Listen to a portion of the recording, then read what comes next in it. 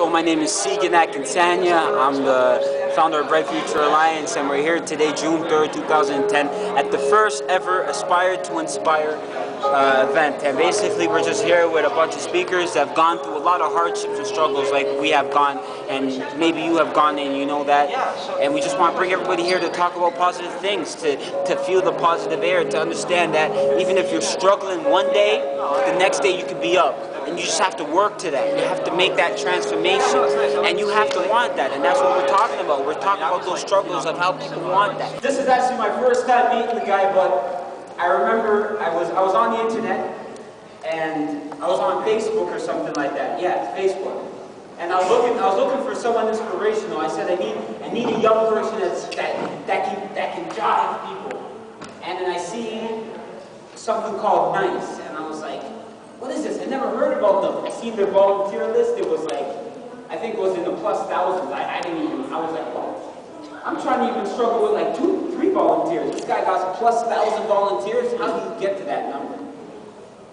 That's passion. People must love you to give you that type of support. Plus 1,000? Do you know what type of effort that takes to coordinate plus 1,000 volunteers? To even gather that type of support, and you're not on TV? That means every single person that you connected to when you started with told somebody, that told somebody, that told somebody. And all these people that told somebody got to connect with the original person to help out. So it was like, you guys ever watched the movie Pass It Forward? Just like that. That's how it grows. That's how I know it grows. So I think he's kind of shy, but I'm going to put him on the spot. My main man, Michael. Wow! Woo!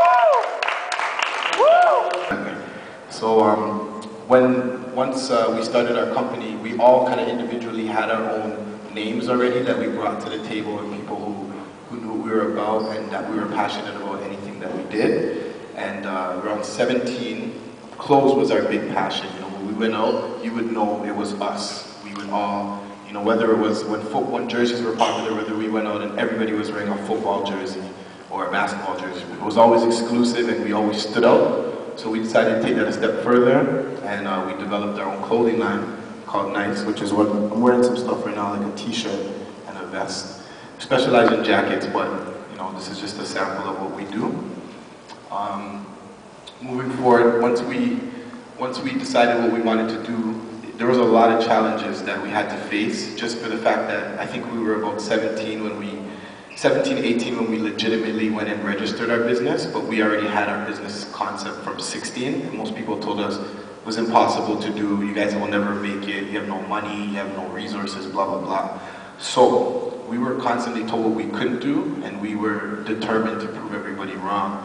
So when we registered our business, we knew at least we did the legitimate step, and we're moving forward like adults.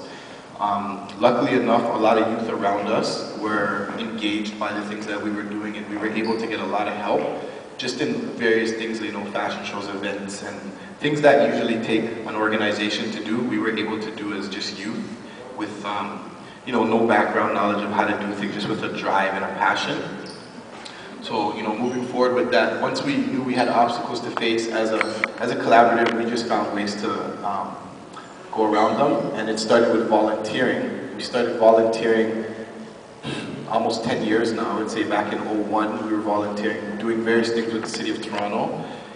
There was a lady named Donna Lisa, and she got us really involved. We met a lot of people who later on ended up being people that we still know, and resources that we were still able to use. And it all started through volunteering. So, you know, just a bit of advice for anybody who wants to start their own thing. Sometimes volunteering for other companies or other organizations gives you a lot of experience and insight as to how things work and how you should do things, and you know, how you don't want to do things, how you can do things different, or how you can be more creative. But it's always good to get experience before you try to do something, so that way, you know, you have your feet in the water, you get your feet wet a bit, and you know if this is really what you want to do. This is something that's going to go on so much more. We're all going to connect. You're going to see these. So watch out for them, support them, keep it alive, because it's not just for me, it's not just for them, it's for you.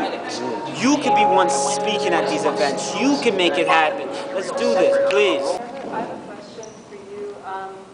I know some other young women who changed their life around once they got pregnant.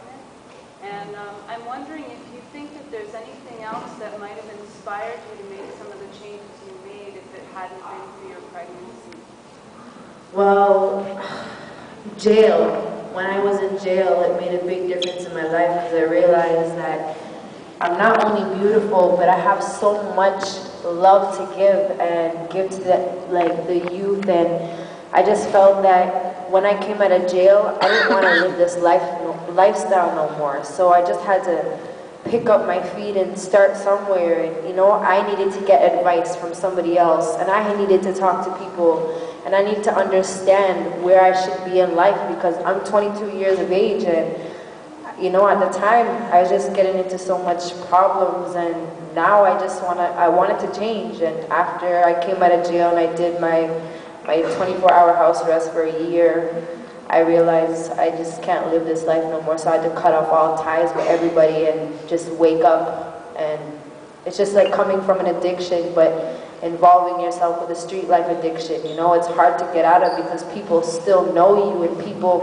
want to get involved with you, and people say, hey, where'd you go? Like, yo, what up, you know? And it's just like I had to get away from that lifestyle because I knew it wasn't me. And you know, till this day, I know it's still hard because sometimes I wake up and I have money issues and I have 2 kids to feed, and I sit back and say, you know what, I want to go back to that lifestyle to make that money.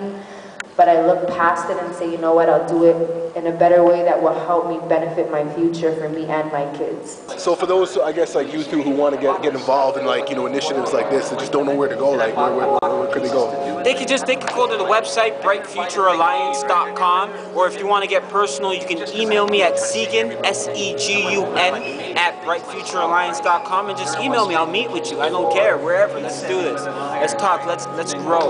Let's come together as a community as we really need to, and let's make some positive things happen. Let's make our own news.